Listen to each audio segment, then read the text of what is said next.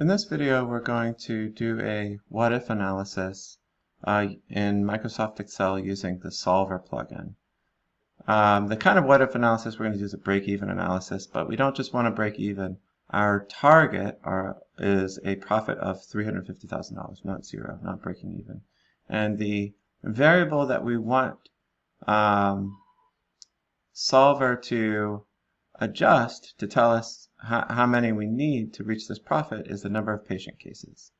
So let's open up Solver, and Solver is a really quick way to do this. So we'll go to Data. Solver is already installed.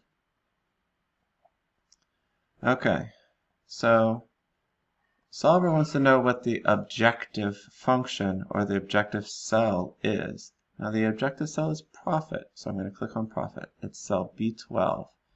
And Solver wants to know, what do you want me to do with this objective? Do you want me to maximize it, minimize it, or make it equal some value? Well, we want Solver to figure out how we can get $350,000. So we want to make it equal to 350,000. One more zero.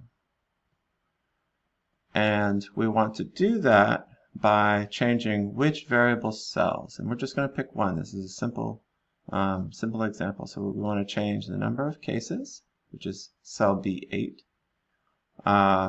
until it figures out how we can make a profit. What number of cases do we need to make a profit of $350,000 using the objective function, which is this one in profit. So you click on Solve. It found the solution, says thank you very much, and it puts the solution in automatically. In this case, it's 192 patients will reach our target profit of $350,000.